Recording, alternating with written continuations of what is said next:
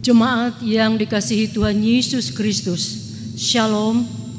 Shalom. Seluruh presbiter yang bertugas mengucapkan selamat beribadah di hari Minggu keempat sesudah Paskah. Kiranya ibadah yang kita lakukan saat ini berkenan di hadapan Tuhan. Pemberita firman pada ibadah ini adalah Pendeta Inyoman Jepun MTH. Jemaat Tuhan, mari saya undang untuk bangkit berdiri untuk menyambut kehadiran Tuhan di tengah-tengah persekutuan kita.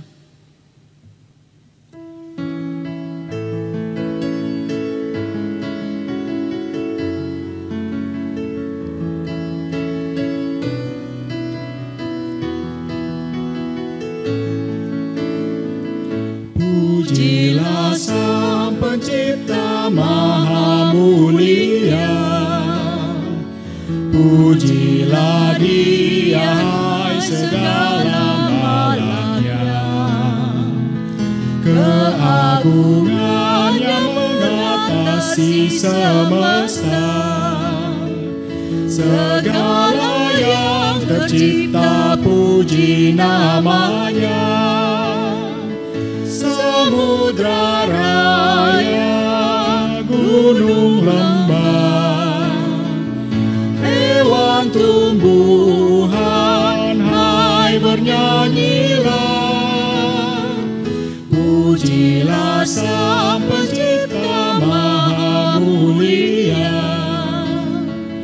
pujilah Dia hai segala malaknya. Keagungannya mengatasi semesta, segala yang tercipta puji namanya. Tua dan muda, hai ikutlah, angkat suaramu, nyanyi bergema. Pujilah Sang Pencipta Maha Mulia, pujilah Dia segala malaknya. Keagungannya mengatasi semesta, segala yang tercipta puji namanya.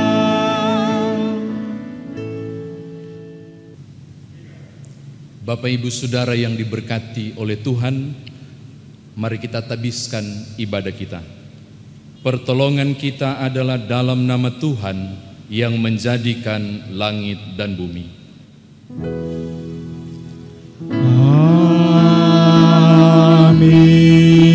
Amin.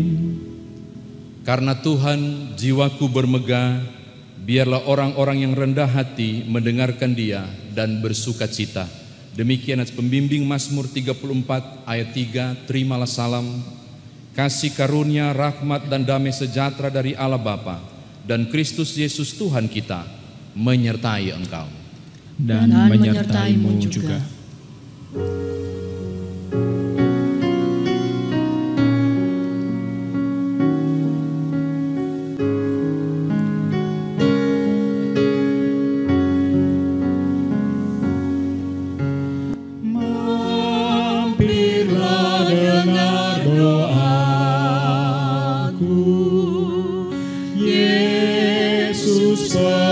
Penebus,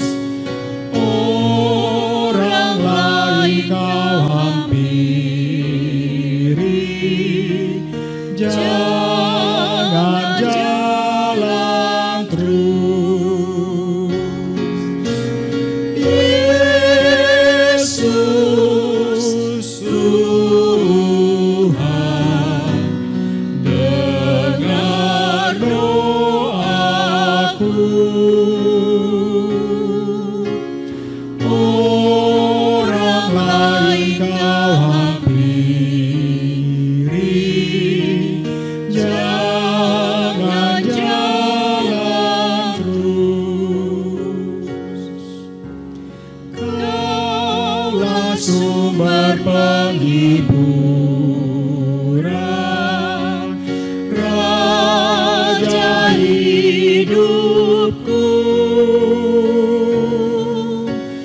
baik di bumi baik di sorga, siapa bandingmu? Yesus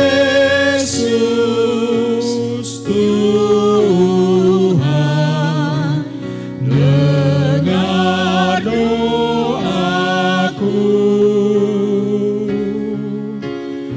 Orang lain kau hampiri, jangan jalan terus.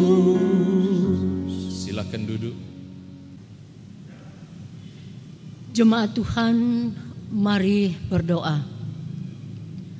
Ya Tuhan yang penuh kasih, dalam kelemahan kami, inilah pengakuan kami kepadamu. Kami mengakui kesulitan kami untuk tetap hidup dalam hikmat-Mu. Kami cenderung mengabaikan waktu untuk bersekutu denganmu. Kami mengabaikan hikmat Tuhan yang telah kami dengar. Kami dengan mudah mengabaikan orang lain dan mementingkan diri sendiri. Ampunilah kami yang tak mampu untuk saling menjaga, sehingga semua orang dalam persekutuan ini tetap berada dalam kekudusan hidup. Ajarlah kami untuk melihat kesempatan dengan baik, sehingga kami tidak saling menjatuhkan, namun saling mendukung bagi segenap ciptaan-Mu. Karena itu, Tuhan, kami memohon.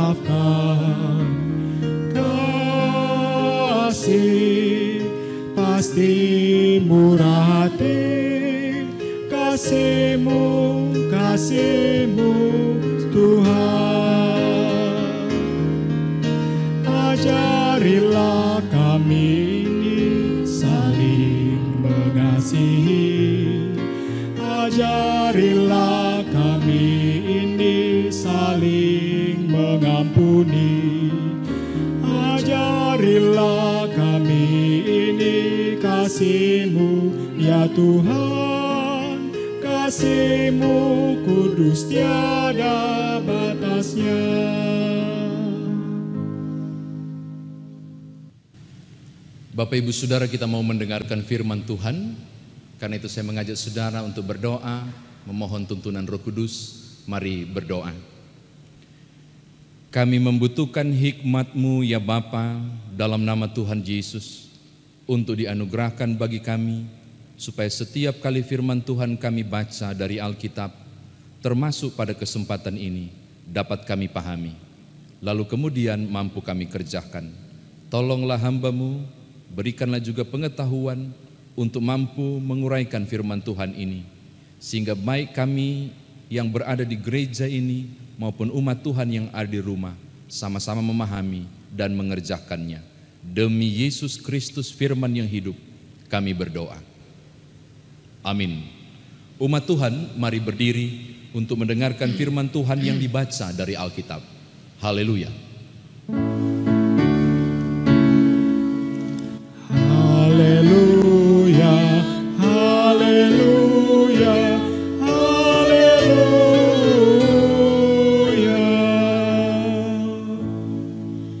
Saudara yang kasih dalam Tuhan, pembacaan Alkitab hari ini dari kitab 1 Korintus 4, ayatnya yang ke-6 sampai dengan yang ke-13. Kitab 1 Korintus 4 ayatnya yang ke-6 sampai yang ke-13 yang menyatakan demikian.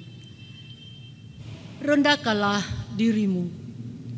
Saudara-saudara, kata-kata ini aku kenakan pada diriku sendiri dan pada Apolos, karena kamu, supaya dari teladan kami, kamu belajar apakah artinya ungkapan, jangan melampaui yang ada tertulis, supaya jangan ada di antara kamu yang menyombongkan diri dengan jalan mengutamakan yang satu daripada yang lain.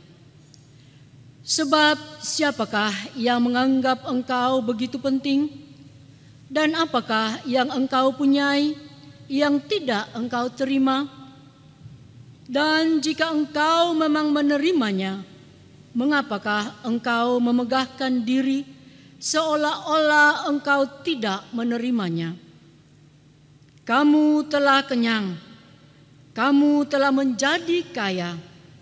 Tanpa kami, kamu telah menjadi raja. Alangkah baiknya kalau benar demikian, bahwa kamu telah menjadi raja, sehingga kami pun turut menjadi raja dengan kamu. Sebab menurut pendapatku, Allah memberikan kepada kami, para rasul, tempat yang paling rendah, sama seperti orang-orang yang telah dijatuhi hukuman mati. Sebab kami telah menjadi tontonan bagi dunia, bagi malaikat-malaikat, dan bagi manusia. Kami bodoh oleh karena Kristus, tetapi kamu arif dalam Kristus. Kami lemah, tetapi kamu kuat. Kamu mulia, tetapi kami hina. Sampai pada saat ini kami lapar, haus, telanjang, dipukul dan hidup mengembara. Kami melakukan pekerjaan tangan yang berat. Kalau kami dimaki, kami memberkati. Kalau kami dianiaya, kami sabar. Kalau kami difitnah, kami tetap menjawab dengan ramah. Kami telah menjadi sama dengan sampah dunia, sama dengan kotoran dari segala sesuatu sampai pada saat ini. Demikianlah pembacaan Alkitab. Hendaklah firman Tuhan dengan segala kekayaannya menetap di antara kamu, dan ucaplah syukur kepada Allah.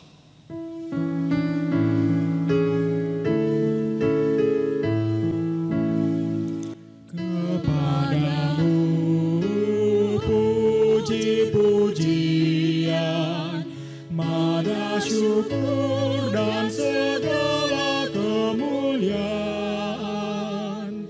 ya Bapa, Putra, Roh Kudus, sampai kekal selama-lamanya.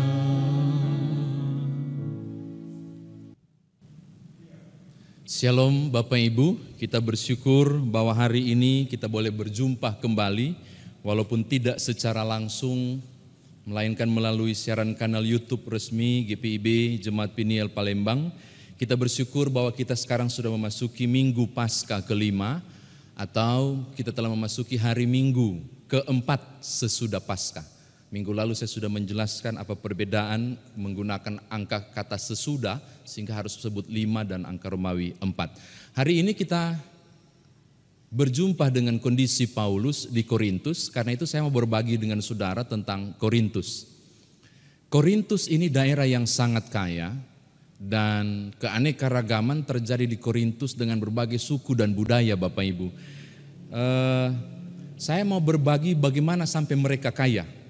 Bapak Ibu Saudara, bahwa untuk melintasi daerah Yunani utama menuju ke sebelah selatan semenanjung Pentompenseus itu tidak ada jalan yang lain pada masa itu selain jalur yang harus melewati Korintus. Jadi paling tidak orang akan kena pajak. Lalu juga akan banyak bangsa memasuki daerah Korintus karena perlintasan wilayah itu. Tapi di sisi yang lain saudara, kita juga melihat ternyata Korintus punya pelabuhan, itu merupakan pelabuhan internasional dan luar biasa. Saya punya catatan bahwa melalui Teluk Korintus, orang akan lebih suka, kalau angin ribut datang, lebih suka badai menerjang, masuk dulu singgah ke situ, di pelabuhan itu, dan itu sangat aman. Jadi betapa daerah itu merupakan daerah perdagangan yang luar biasa, daerah-daerah yang memungkinkan segala sesuatu terjadi begitu luar biasa di Korintus, pertukaran bahasa, budaya, sistem keuangan, perdagangan dan sebagainya. Efek besarnya adalah kita kemudian menemukan kota Korintus dengan berbagai budaya yang berbeda, keragaman dan kekayaan. Ini catatan saya yang pertama. Yang kedua, Korintus juga bukan hanya dikenal dengan kekayaan, budayanya, dan segala sesuatu yang saya sebutkan tadi. Tapi juga Korintus dikenal dengan hal yang berbeda, yaitu di situ dibangun sebuah kuil yang paling besar dalam rangka menyembah Dewi Aphrodite. Bapak Ibu Saudara kekasih di dalam Tuhan, Dewi Aphrodite adalah dewi para, beberapa catatan banyak, tapi yang salah satu yang difokuskan oleh Korintus, para nelayan. Jadi mereka merasa terlindungi. Tidak heran di teluk itu dibangun kuil Aphrodite. Dan penyembahan Aphrodite adalah penyembahan yang mengerikan. Di situ disediakan 1000 pelacur suci. Saya sebut suci karena memang begitu catatan sejarahnya. Orang yang mau menyembah Dewi Aphrodite harus berhubungan dengan para pelacur-pelacur suci itu. Makanya saudara menemukan salah satu teks di Korintus, barang siapa perempuan mau beribadah, berdoa, dia harus menudungkan. Itu untuk membedakan mana yang sudah bertobat, mana yang tidak. Kebejatan Korintus juga luar biasa. Tidak heran kalau ada yang berkata menggunakan kata Korintus untuk kebejatan. Jadi kalau ada orang terlalu banyak berdosa zaman dulu, terlalu banyak bikin jahat, orang akan bilang begini, gaya hidupmu bagaikan orang Korintus. Jadi gaya dosanya adalah gaya style Korintus. Jadi betapa kota ini sangat bobrok. Paulus masuk untuk menginjili dan akhirnya Korintus ini menjadi Kristen. Dan luar biasa menyembah Allah. Tapi ini efeknya, ketika gereja ini menjadi besar, gereja ini pecah. Perpecahan demi perpecahan terjadi, nanti Bapak Ibu baca sendiri di kota Korintus. Salah satu perpecahan yang paling kuat dilaporkan oleh keluarga Klu. Jadi keluarga Klu menyampaikan kepada Paulus di 1 Korintus pasal 1 ayat 11 dan 12. Mereka lapor bahwa ternyata ada perpecahan dan Korintus terima informasi ini. Perpecahan yang paling kuat terjadi justru di dalam, yaitu berdasarkan kelompok. Saya orang Kefas, Petrus. Saya Apolos, saya golongan Paulus. Terjadi perpecahan yang luar biasa. Setelah Paulus pergi, Apolos masuk menginjili dan orang akhirnya lebih senang ke Apolos, lalu meninggalkan Paulus. Terjadi bentrokan luar biasa antar golongan. Di titik akhir, kerasulan Paulus dipertanyakan. Bapak Ibu kalau mau cari tahu itu di pasal 6 ayat 1 dan seterusnya. Wah, kerasulannya dipertanyakan dan dia tidak dianggap lagi. Padahal yang buat mereka jadi Kristen, yang kenal Yesus Kristus justru melalui Paulus. Ini catatan kedua. Nah ketiga, mari kita masuk ke bacaan kita. Di bacaan kita Bapak Ibu kita menemukan hal yang luar biasa, reaksi Paulus tentang apa yang terjadi. Apa reaksi Paulus ketika dihina? Apa reaksi Paulus ketika dianggap enteng? Apa reaksi Paulus ketika orang lebih senang Apolos daripada dirinya? Apa reaksi Paulus ketika bertubi-tubi hal tidak menyenangkan dia dapat dari jemaat yang dulu dia didik? Bapak Ibu kekasih dalam Tuhan, ada 2 catatan penting. Yang pertama, lihat pada ayatnya yang ke-7. Paulus mau akui, kalian jemaat yang hebat, engkau kaya raya, engkau kuat. Tapi Paulus bilang, hati-hati. Kalau kau rasa kau mengalami hal yang luar biasa hebat, kau harus sadari bahwa itu dari Tuhan. Lihat ayat yang ke-7. Sebab siapakah yang menganggap engkau begitu penting? Dan apakah yang engkau punyai? Sebab yang kau punyai kau terima dari Tuhan. Jadi apapun yang engkau dapat hingga hari ini, segala kemegahan dan hormat yang engkau miliki, kata Paulus, itu dari Tuhan. Jadi untuk apa engkau memegahkan diri? Paulus mengkritik pola pikir tentang mengukur orang lain berdasarkan apa yang dilihat. Dan seakan bermegah dan mampu melakukannya. Maka kritik besar adalah rendahkanlah dirimu. Ini catatan yang pertama. Yang kedua, Bapak Ibu kekasih di dalam Tuhan, lebih lanjut di ayatnya yang ke-10, 11, dan 12. Paulus kemudian merespon beberapa hal yang mau dia banggakan dalam bentuk kerendahan. Saya sebut begitu, membanggakan dalam bentuk kerendahan. Lihat ayat yang ke-10. Kami bodoh oleh karena Kristus, tetapi kami arif di dalam Kristus. Ini bahasa yang bagus. Menurut orang dunia, terima Yesus itu kebodohan, kata Paulus. Tetapi justru karena terima Yesuslah kami beroleh hikmat. Dia menggunakan istilah kata arif, dipakai di terjemahan bahasa Indonesia. Mau bilang begini, bahwa sumber segala hikmat yang kalian miliki itu tidak ada taranya, itu sebenarnya mampu dikalahkan oleh hikmat Allah. Kalaupun engkau bilang aku bodoh, tapi di dalam Kristus aku berhikmat. Ini hal yang pertama. Kedua, dia mau bicara soal bagaimana seharusnya melihat pengimanan kepada Kristus sebagai tanda pengagungan kepada Allah. Lebih jauh Bapak Ibu, ya sudahlah, kalian memang kuat, saya lemah, kami lemah, kamu mulia. Bapak Ibu lihat ayat yang ke-10, itu bahasa-bahasa yang ketika dia dihina, dia enggak memberontak berusaha naik untuk enggak saya besar, enggak, tapi dia tetap turun ke bawah. Oke, kalian yang memang kuat, saya cuma lemah kodong. Jadi seakan mau bilang, ketika ada perselisihan, Paulus tidak masuk untuk pertajam masalah itu. Ketika ada api, dia tidak datang siram dengan bensin, tapi dia turun merendah. Oke, memang kalian hebat, saya bukan siapa-siapa.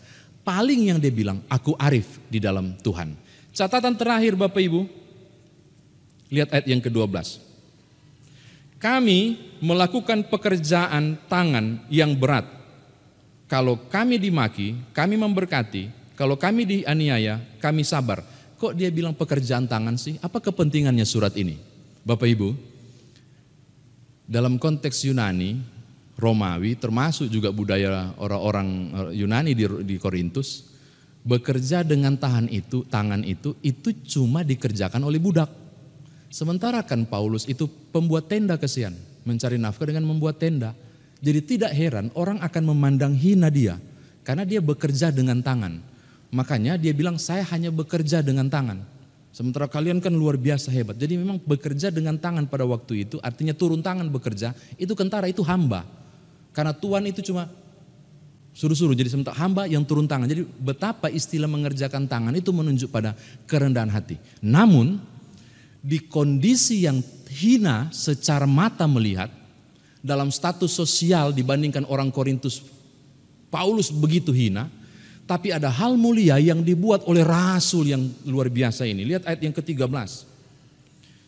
Kalau kami difitnah, kami tetap menjawab dengan ramah. Kami telah menjadi sama dengan sampah. Jadi ketika dia mengalami hal yang tidak menyenangkan, ia membalasnya dengan sukacita yang hal yang baik. Ketika ia mengalami kejahatan, ia membalaskan dengan kasih dan kebaikan. Kebenaran ini disampaikan oleh Paulus seakan berkata, tidak ada arti status sosial yang tinggi jika nilai moral dan keimanan jongkok atau rendah. Kritikan ini disampaikan kepada jemaat Korintus. Saya kira demikian firman Tuhan ditafsirkan. Nah sekarang bagaimana kita membawa dalam kehidupan beriman kita? Bapak Ibu, ada statement yang pernah saya baca, ditulis begini. Membalas kasih dengan kebencian adalah kejahatan. Jadi membalas kasih dengan hal yang membenci itu kejahatan. Tapi membalas kasih dengan kasih itu manusiawi, itu lumrah, itu hal biasa. Namun membalas kebencian dengan kasih itu yang ilahi. Diperlakukan buruk tapi tetap mengerjakan kebaikan, Itu yang berasal dari Allah. Nah, ini yang dikerjakan oleh Rasul Paulus ketika dia diabaikan dan merasa terhina.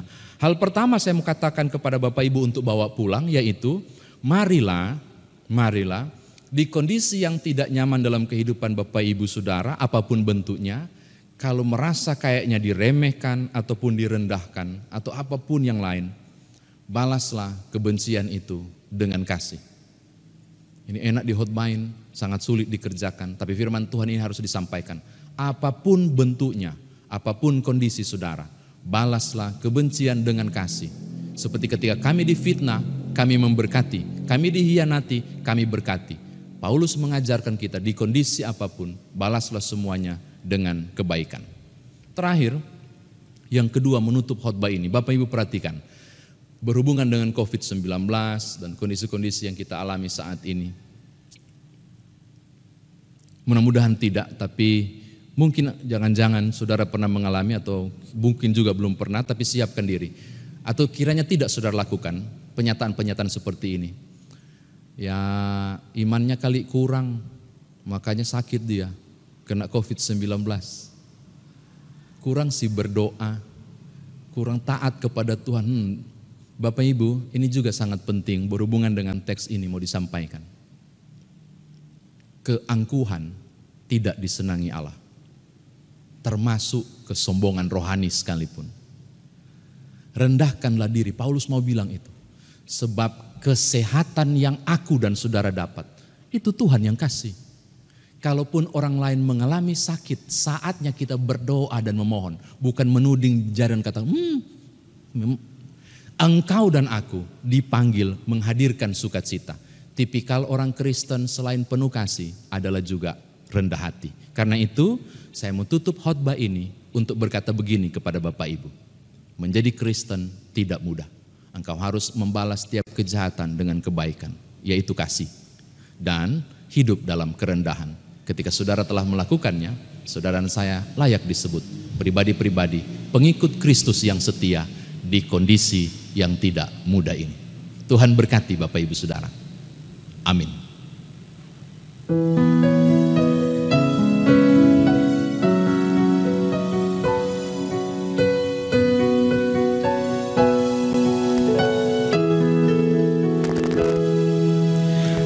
Yesus menginginkan aku bersinar baginya. Dimanapun ku berada, ku mengenangkannya. Bersinar, bersinar, itulah kehendak Yesus. Bersinar, bersinar, aku bersinar terus. Aku pun ingin bersinar dan melayaninya. Hingga di sorga ku hidup senang bersamanya. Bersinar, bersinar, itulah kehendak Yesus. Bersinar, bersinar, aku bersinar terus.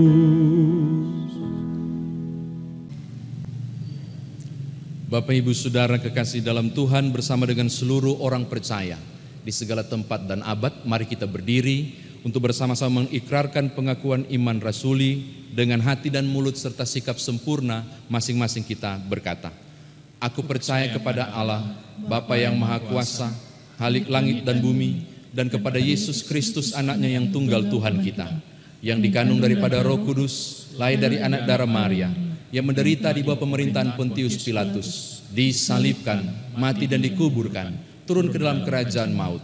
Pada hari yang ketiga, bangkit pula antara orang mati, naik ke sorga, duduk di sebelah kanan Allah, Bapa yang Maha Kuasa, dan akan datang dari sana untuk menghakimi orang hidup dan yang mati. Aku percaya kepada Roh Kudus, gereja yang kudus dan am, persekutuan orang kudus, pengampunan dosa, kebangkitan daging, dan hidup yang kekal. Silakan duduk. Saudara jemaat kekasih di dalam Tuhan, kita masuk dalam doa syafaat. Saudara bisa turut serta mendukung pokok-pokok doa di rumah saudara masing-masing. Dan sekaligus bersama-sama kita akhiri dengan doa Bapa kami. Mari kita satu dalam doa, kita berdoa.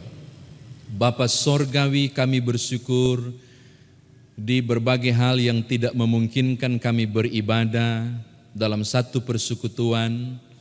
Justru karena Tuhan melalui berbagai fasilitas yang Tuhan anugerahkan, tim yang mengambil video, lalu kemudian membuat kami bisa menikmati di kanal YouTube ini, kami bersyukur. Ternyata kondisi COVID-19 sekalipun tidak pernah menghalangi kami menjumpai Allah di hari Minggu ini, hari kudus bagi Tuhan ini. Terpujilah nama-Mu. Kami bersyukur untuk firman Tuhan yang mengingatkan kami meneladani Paulus tentang kerendahan hati, lalu bagaimana merespon tiap konflik ini dengan cara yang rendah hati dan mulia, hingga memungkinkan kami mampu menjadi tokoh seperti Paulus, tampil untuk menasihati, bukan menghadirkan perpecahan. Terima kasih Bapa, terpujilah nama-Mu. Di syafaat ini hamba mau berdoa bersama seluruh umat Tuhan di rumah yang sedang tertunduk dalam syafaat ini untuk terus menyerahkan Indonesia ke dalam tangan pengasihan Tuhan. Sumatera Selatan dan kota Palembang bersama dengan semua jemaat-Mu dan setiap mereka yang menonton siaran YouTube ini, kami memohon belas kasihan Tuhan bagi negeri ini. Dalam nama Tuhan Yesus, kasihanilah bangsa ini, kasihanilah negeri ini. Cukupkanlah sudah derita ini ya Tuhan, pulihkanlah kami kembali. Biarlah dengan rahmat dan sentosa-Mu, Engkau memakai pemerintah dengan berbagai cara mengupayakannya, termasuk mereka yang di lapangan, para tenaga medis, TNI, Polri, relawan-relawan, dan orang-orang yang bekerja di belakang layar memberikan support dan bantuan. Kami butuh Tuhan untuk menyertai dan memberkati semua upaya ini supaya sempurna. Bahkan kami juga yang berdiam di rumah sebagai upaya memutuskan mata rantai penyebaran COVID-19 ini. Melalui kebersamaan kami yang luar biasa dan Tuhan menyempurnakan, kami yakin satu saat badai ini pasti berlalu karena Tuhan baik bagi kami. Terima kasih Bapa, terpujilah nama-Mu. Kami terus menopang dalam doa saudara-saudara kami yang saat ini sedang dalam kondisi menunggu hasil pemeriksaan mereka. Beberapa sedang terisolasi, beberapa sahabat dan saudara-saudara kami dimanapun berada termasuk yang tertunduk saat ini, yang bisa menikmati di ruang isolasi rumah sakit atau barangkali di rumah masing-masing di kondisi terpuruk karena sakit ini. Beberapa juga sedang berduka, kehilangan orang yang disayangi dan dihormati, tidak bisa menjenguk karena kondisi-kondisi tidak memungkinkan akibat dari physical distance karena COVID-19 ini. Oh Bapa, mampirlah kepada dua kondisi ini. Yang sakit pulihkanlah, yang berduka hiburkanlah. Termasuk beberapa di antara kami yang barangkali terdampak langsung secara ekonomi dan finansial. Penghasilan menurun, usaha dan bisnis hancur. Beberapa kondisi rumah tangga begitu sulit secara ekonomi. Terasa tercekik. Kami kesulitan di kondisi ini. Kami mencari Engkau, hamba berdoa dan memohon. Biarlah kasih dan setia Tuhan juga menyapa saudara-saudara kami yang sedang gundah hati, yang sedang memikul beban yang tak mudah ini di kondisi yang sedang dihadapi saat ini. Dalam nama Tuhan Yesus, bukalah tingkap berkat-Mu.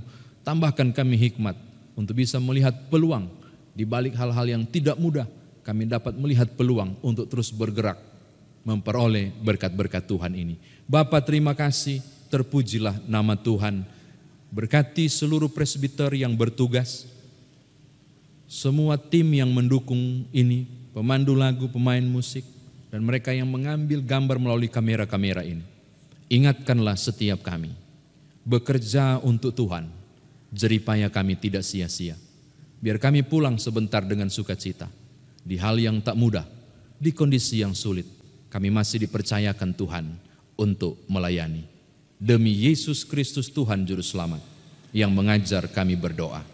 Bapa kami yang di sorga, dikuduskanlah namamu, datanglah kerajaan-Mu, jadilah kehendak-Mu di bumi seperti di sorga. Berikanlah kami pada hari ini makanan kami yang secukupnya, dan ampunilah kami akan kesalahan kami, seperti kami juga mengampuni orang yang bersalah kepada kami. Dan janganlah bawa kami ke dalam pencobaan, tetapi lepaskanlah kami daripada yang jahat.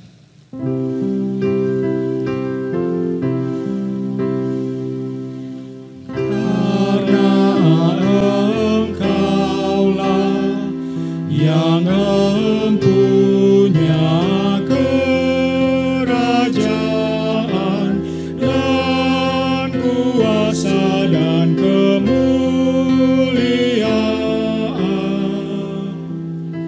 sampai selama-lamanya.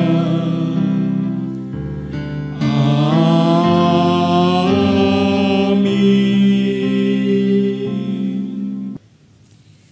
Jemaat, marilah kita memberi persembahan kepada Tuhan dengan hati, mulut, dan tangan kita.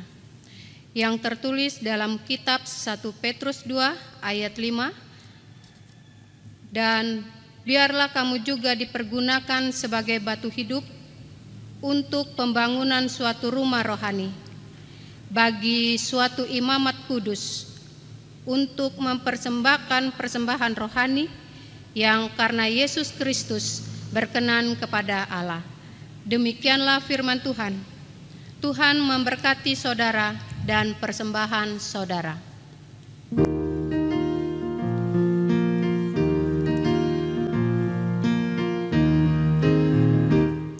Di sini aku bawa Tuhan, persembahan hidupku semoga berkenan.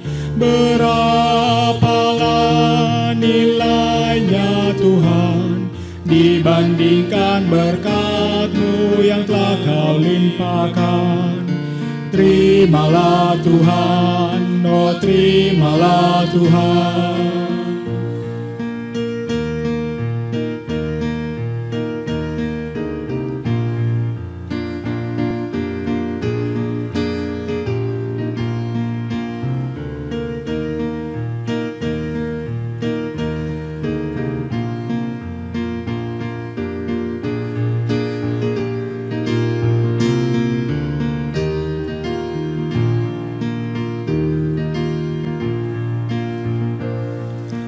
Tanganku yang kecil ya Tuhan, belum mencari makan sendiri ya Tuhan. Terimalah hatiku Tuhan, menjadi persembahan yang Tuhan berkenan. Terimalah Tuhan, oh terimalah Tuhan. Jemaat diundang berdiri. Kita akan menyerahkan persembahan ini kepada Tuhan dalam doa syukur. Ya Tuhan Yesus, kami bersyukur kepadamu karena kasih dan pengorbanan-Mu mendorong kami untuk memberi persembahan sukarela ini. Kami sadar bahwa persembahan kami ini tidak sebanding dengan korban tubuh dan darah-Mu yang Engkau persembahkan bagi kami dan dunia ini. Terima serta kuduskanlah ya Tuhan, agar berguna untuk pelayanan kasih dan keadilan demi kemuliaan-Mu. Amin. Jemaat dipersilakan duduk kembali.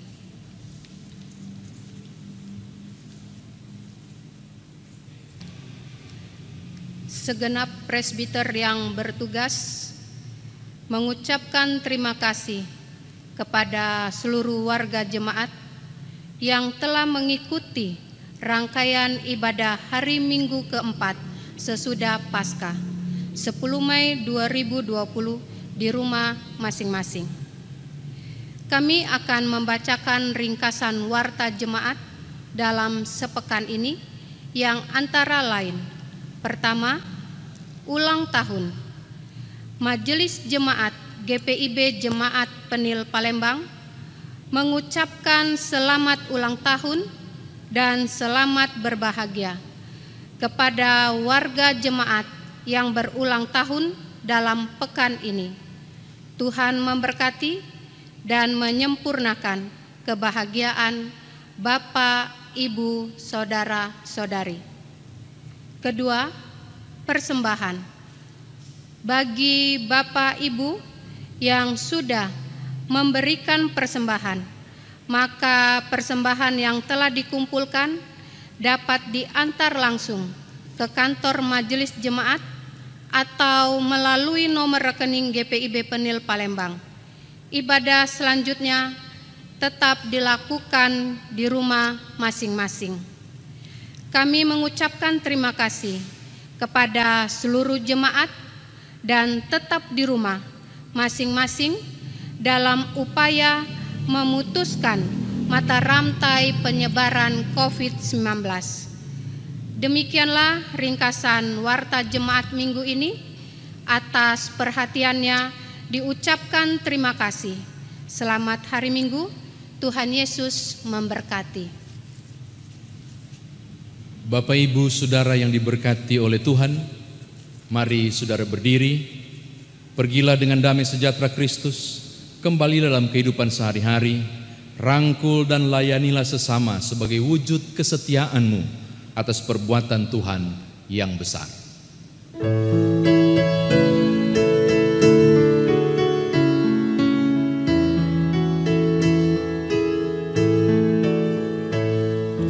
Hidup kita yang benar haruslah mengucap syukur, dalam Kristus bergema, janganlah terkebur.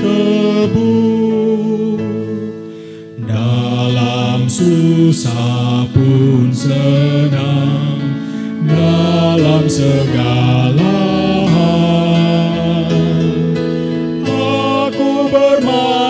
dan ucap syukur, itu kehendaknya.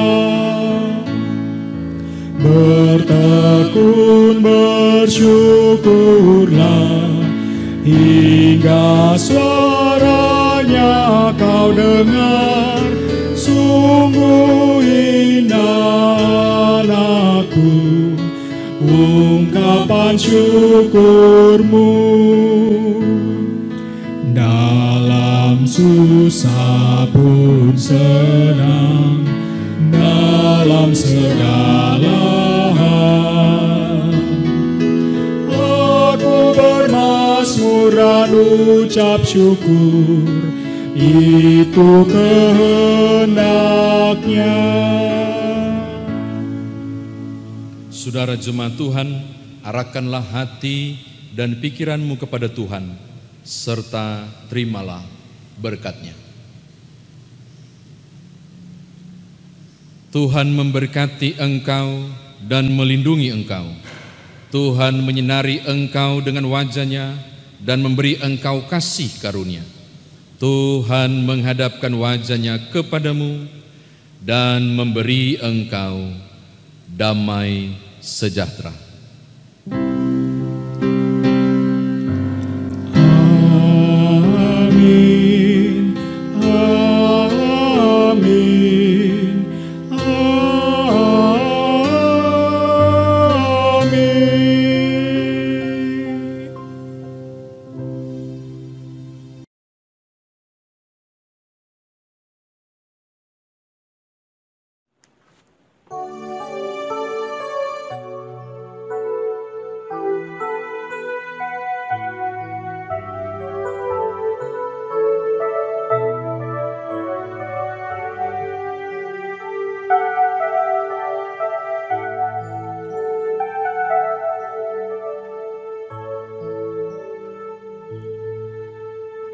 Ketika derita ini kan berakhir, bila mendung berhenti halangi mentari, duka dan air mata tiada akhir, seakan warna kelam harus ada di tiap hati.